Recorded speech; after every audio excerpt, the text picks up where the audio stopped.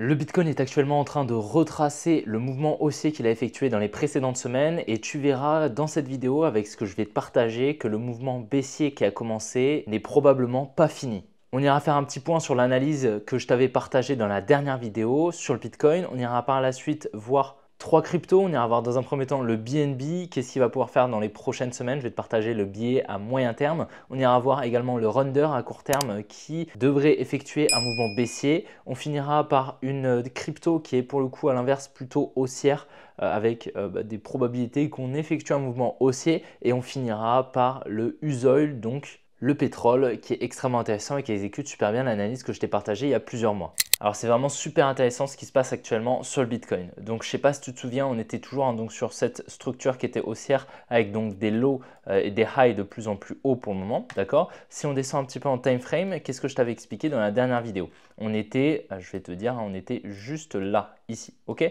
Dans la dernière vidéo, qu'est-ce que je t'ai dit? Je t'ai dit si on vient casser ici ce low des 96 600 $, on passera baissier à court terme et à ce moment-là, on anticipera un retour au niveau des 95 000 $. En revanche, si on ne venait pas à casser ce low ici, on pourrait anticiper des plus hauts, d'accord, étant donné que la structure resterait haussière. Là, on est donc venu casser juste après la vidéo le low et donc à ce moment-là, on anticipait la cassure de la tiers, la récupération donc de ce low ici au niveau des 96 000 $ et un retour au niveau de la demand la plus pertinente ici au niveau des 95 000 $. Comme tu vois, la demand, elle a donc créé un petit rebond, une redistribution pour continuer le biais baissier à court terme qui était en train de se mettre en place et on est venu casser ici ce low à moyen terme, d'accord, qui est extrêmement important. C'est le low juste là des 95 640 $. On est venu le casser et donc à ce moment-là, je vais te dire ce que j'anticipe juste après, mais donc c'est plutôt intéressant ici ce qu'on a. Donc ici, on aurait le premier mouvement qu'on appellerait un bank climax, pardon, juste ici. On aurait le deuxième mouvement juste ici au niveau de la tiers qui serait donc l'automatic rally. On aurait deux ST, donc deux secondary tests juste là, le premier et le deuxième qui serait juste ici, qui viennent donc créer cette trendline, cette résistance juste ici. Et on aurait le mouvement de liquidation qu'on appellerait le uptrust, le UT. D'accord? Donc très intéressant. On avait donc la tiers qui était juste ici, comme je t'en ai parlé dans la dernière vidéo. Cette trendline ici servait de confluence et je t'avais expliqué que justement c'était pour moi assez probable étant donné qu'on était venu récupérer la résistance, qu'on aille par la suite récupérer la tiers. Mais que étant donné que la structure était haussière, tant qu'on ne venait pas la casser, on ne pouvait pas anticiper un mouvement baissier. Étant donné que juste après on est venu la casser, on pouvait l'anticiper. Et j'en avais d'ailleurs parlé dans l'académie, aux membres de l'académie directement sur le serveur Discord. Si on regarde en plus haut time frame, en fait, qu'est-ce qu'on voit? On voit clairement une distribution avec ici le bank climax, avec ici l'automatic rally qui serait juste là. On voit le ST qui serait juste ici. Il y en aurait plusieurs, d'accord? Comme tu vois, il y en a plein de rejections qui viennent donc créer une trendline. Et on aurait le uptrust qui serait en fait la distribution fractale. En fait, cette distribution, c'est le uptrust d'une plus grosse distribution ici, d'accord? On a une distribution dans la distribution. Ok, donc ça c'est super intéressant et on voit bien cette distribution. Généralement, qu'est-ce qui se passe? Dans une distribution, on a toujours ici ce niveau au niveau de la tiers, c'est un niveau de liquidité qui en plus de ça est très flagrant. On a clairement un joli support ici qui a été créé. On a ici des equal lows qui viennent être confortés à court terme. Et ce niveau de la tiers, de la trading range, c'est un niveau qui se place au niveau de l'automatic rally. C'est un niveau qui a d'énormes probabilités d'être récupéré. Qu'est-ce que cela signifie? Étant donné qu'on est venu casser ici ce low, on est venu casser en fait la dernière injection d'ordre avant la continuation haussière et cette demand très forte. C'était cette demand forte qui était importante parce que c'est elle où il y a eu le plus de volume injecté dans tout ce mouvement haussier. D'accord? Durant tout le mouvement haussier, c'est cette demand qui est pertinente au niveau des 95 000 $. On est venu la casser, ça veut dire que la smart money ne protège plus ses positions à l'achat à court terme dans ce mouvement haussier et donc elle va spéculer sur le mouvement baissier à court terme. Et c'est pour cela qu'on peut apporter de la confluence avec ces liquidités. Il y a d'énormes probabilités ici qu'on vient de récupérer le niveau des 92 800 $ sur le Bitcoin. Mais surtout, à mon avis, on ne va pas juste venir le récupérer, taquer et repartir. À mon avis, on va venir récupérer ici ce low et même probablement venir récupérer la demand au niveau des 88 300 $. D'accord? Pour moi, c'est une demand qui est très importante, qui est très pertinente. Et à mon avis, au vu de la taille de la distribution, c'est cette demand qui est extrêmement pertinente. Alors, je ne sais pas si tu te souviens, je t'avais expliqué donc la présence ici de cette résistance et la fair value gap qui restait, il me semble, en 12 heures. Ouais, il restait un petit peu de fair value gap, tu te souviens, juste ici. Je ne sais pas si tu suis toutes les vidéos, mais je t'avais expliqué que justement, on avait un gros support résistant juste là. Si on venait casser justement cette résistance, il allait avoir une grosse injection d'ordre à l'achat d'énormément d'intervenants qui allait donc permettre de contrepartie à la smart money. D'accord, et c'est pour le moment ce qui est en train de se passer. Et justement, hein, c'est un gros niveau de liquidité. En plus de ça, avec la confluence de cette grosse trendline, il y a donc eu énormément d'achats dans cette zone. Et c'est pour ça que, on n'oublie pas, on a toujours hein, cette demand qui est unmitigated au niveau des 73 000 $. Donc, ce n'est pas impossible qu'on y aille. À court terme, je pense qu'il y a de fortes probabilités de venir récupérer cette demand au niveau des 88 000 $. Ok. Alors, peut-être qu'on va réaccumuler, repartir à la hausse, ce n'est pas impossible.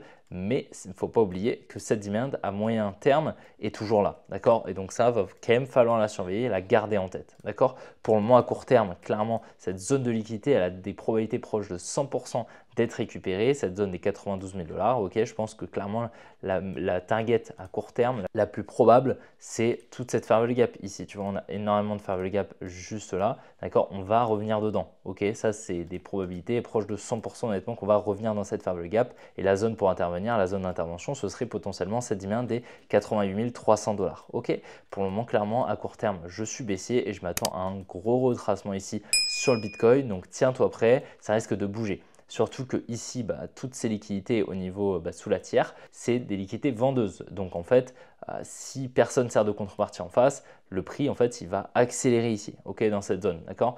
Donc il y aura pas mal de volatilité. Donc prépare-y-toi, au moins, après, voilà, bien évidemment, moi je ne vais pas prendre des décisions à ta place, mais personnellement, j'anticipe un mouvement baissier, à toi de voir ce que tu fais, à toi de voir est-ce que tu as le même biais ou pas, est-ce que tu as la même analyse, bien sûr, c'est toi qui fais ton biais et ta prise de décision. D'ailleurs, il y a pas mal de membres de l'académie hein, qui ont réussi à anticiper justement tout ce mouvement baissier à la suite du changement de structure. Donc bravo à eux, ils ont pris des très belles positions grâce justement au concept qu'ils ont appris, notamment la distribution de Wyckoff fractale dans la plus grande distribution de Wyckoff. Tu vois, donc extrêmement intéressant et bravo à eux. Alors on va analyser le BNB à moyen terme. Il faut voir ici, à moyen terme, on voit clairement une grosse trendline juste là qui a été créée. Tout ça, c'est de la liquidité. Il y a énormément de liquidité sous chaque lot et pour moi, ces liquidités, ils ont d'énormes probabilités d'être récupérées très bientôt. D'accord? Donc à mon avis, elles seront récupérées.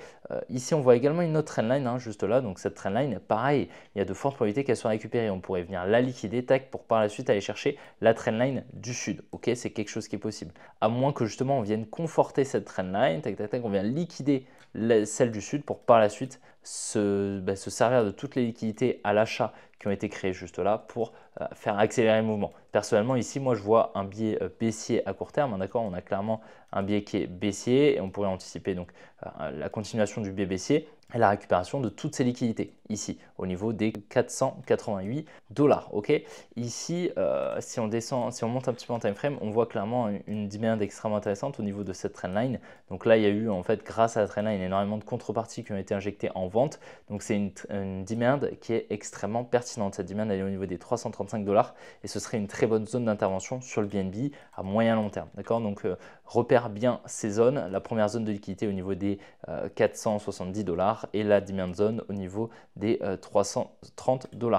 On voit clairement une overextension. Hein. Donc si on monte un petit peu en time frame, on va se mettre en 2 mois. Allez, peut-être en 3 mois, on verra mieux. Voilà, on voit clairement une overextension avec donc pas mal de fair value gap juste là. D'accord, on a clairement de la fair value gap ici. Donc l'écart entre ce high et ce low. Donc à mon avis, il y a de très fortes probabilités qu'on aille combler tout ça. Ok. Alors sur le render à plus court terme, on voit clairement, hein, donc ma target initiale c'était les 5,5 $. Ok. Pour le moment, honnêtement, à court terme, c'est vraiment pas très clean hein, actuellement ce que je vois. Il y a potentiellement pas mal de probabilités qu'on n'aille pas chercher cette demand. Ok. Donc c'était une zone de liquidité selon moi. Mais comme tu vois ici, on avait une grosse trendline et on a distribué juste au-dessus. Je vais te montrer la distribution, mais elle est extrêmement intéressante. Alors si tu veux, tu peux essayer de mettre sur pause et essayer de faire les phases de Wyckoff comme je te les ai apprises en premier. Donc on aurait donc le buying climax. Alors je vais te mettre toutes les phases à droite, comme ça tu auras juste à les placer si tu as envie de t'exercer. Donc par exemple, on mettra ici le ST et le Uptrust. Donc voilà, tu peux mettre sur pause et essayer de repérer où tu mettrais à quel high, à quel low, à quel mouvement tu attribuerais chaque phase de Wyckoff. Donc voilà, donc tu mettrais ici le buying climax, tu mettrais l'automatic rally juste ici. Ok, on pourrait mettre potentiellement l'automatic rally ici et un SOW ici, d'accord, c'est pas impossible. Donc le SOW, je ne l'ai pas. on va le mettre, tac, SOW, comme ceci, d'accord? C'est pas impossible, mais c'est pas faux de mettre l'automatic rally ici, ok? Ici, on mettra le ST, on peut le mettre ici, le ST, ok? Donc comme ça, on voit bien la création de liquidité qui est juste là, mais si tu l'as mis ici, c'est pas faux non plus, ok? Parce qu'ici, on a une trendline, tu la vois? Et le uptrust, on mettrait la liquidation qui serait juste ici, la liquidation de la résistance qui a été créée avec le BC et le ST, ok? Et donc là, on voit bien la distribution qui a pris place, ce qui a permis donc à la Smart Money de se placer au-dessus de la trendline, qui a donc libéré beaucoup de liquidités à l'achat lorsqu'on est venu la casser à la hausse, d'accord? Il y a beaucoup d'intervenants ici qui se sont placés à l'achat et donc ont libéré de la contrepartie. Et ici, on aurait donc la tiers qui a de fortes probabilités d'être récupérée. Et là, pour moi, la next target, ça va être, alors soit on vient continuer, on vient mitigated ici cette demand, d'accord? C'est pas impossible. Tout impossible qu'on revienne donc dans cette demand juste là, d'accord, étant donné qu'il y a de la liquidité juste au-dessus. Et à ce moment-là, on pourrait donc, ce qu'il faudrait, c'est donc la liquidation de ces lots juste là, donc qui est donc la tiers, donc au niveau du SOW ou de l'automatic rally. Et par la suite, il faudrait un changement de structure à court terme pour par la suite aller chercher un petit peu plus haut. Pour le moment, la tendance est baissière, mais voilà, next target, c'est vraiment les 4 $, hein, d'accord, avec de fortes probabilités à court terme. Alors à moyen long terme, c'est super intéressant ce qu'on fait sur AKT. Donc AKT ici, on aurait, alors si on monte un petit peu en time frame, voilà, on a une demand qui est extrêmement intéressante. C'est donc ce dernier mouvement baissier ici avant la grosse expansion haussière. Tu vois bien, on a la faible gap, etc. On est parfaitement revenu dedans. Alors comme tu vois juste là au niveau du bottom, on a clairement eu un retour, la mitigation donc de la demand au niveau des 1 $. Ok, super intéressant. On aurait une potentielle accumulation hein, qui a pris place, d'accord, avec la création d'un support ici qu'on est venu liquider. On est venu liquider la tiers ici, mais comme tu vois, on vient créer juste là de la liquidité. Cette liquidité, c'est potentiellement de la liquidité pour par la suite aller chercher un petit peu plus haut et notamment cette supply en higher time frame qui est extrêmement intéressante. Hein, c'est la supply au niveau des 2,4 $. On a clairement ici un gros niveau de trendline juste là, donc une grosse trendline qui a été créée juste là, qui donc nous permet d'affirmer qu'ici, il y a eu énormément de contrepartie qui a été injectée, permettant donc à la Smart Money de se positionner en vente à court terme juste là. Et donc ça peut être une très bonne supply forte pour par la suite soit aller chercher des plus hauts, soit ici réaccumuler, repartir à la hausse. Ok, c'est extrêmement intéressant et ça peut être donc une très bonne target à court terme pour potentiellement anticiper des plus hauts à court terme. Alors il y a plusieurs mois, hein, c'était voilà, environ en août-septembre, hein, je ne sais pas si tu me suis depuis cette période, j'anticipais donc la liquidation de cette grosse trendline sur le pétrole. Donc le pétrole, c'est le ticker donc Usoil, hein, juste ici en haut à gauche comme tu vois. Et donc j'anticipais la liquidation de la trendline pour par la suite que la Smart Money se place en vente. Comme tu vois, on est parfaitement venu liquider, alors c'est vraiment au pixel près. Et je m'attendais par la suite avec d'énormes probabilités à la liquidation de cet énorme support au niveau des 64 $ du baril. Donc tu vois, alors ça tout s'exécute ici vraiment au pixel près. Je m'attends donc à la continuation du mouvement baissier. Ici, on est à 57, on était à 70, tu vois, donc ça fait quand même une sacrée baisse. Et je m'attends à une accumulation qui pourrait prendre place juste là, d'accord? Et par la suite, un gros mouvement haussier. Clairement, ici, je serai acheteur de pétrole avec du levier, bien sûr, parce que clairement, ce sera une très très bonne zone, les 42 $, la demand du Covid, alors qui est vraiment super intéressante. Et là, pour le coup, tu vois, on n'est jamais revenu sur ces niveaux depuis février 2021. Donc, c'est extrêmement intéressant dans cette zone d'acheter du pétrole. Et je pense clairement que si on a une belle entrée qui se présente au niveau de cette demand, on pourra vraiment spéculer sur une très grosse hausse qui prendra place pour par la suite aller target potentiellement les 100 $ du baril. C'est pas du tout impossible. J'espère vraiment que la vidéo t'a plu. Si c'est le cas, n'hésite pas à la liker et à t'abonner si ce n'est pas déjà fait. N'oublie pas de me rejoindre sur mon canal Telegram directement en description. Et puis on se retrouvera très bientôt pour une prochaine vidéo. Allez, ciao les gars!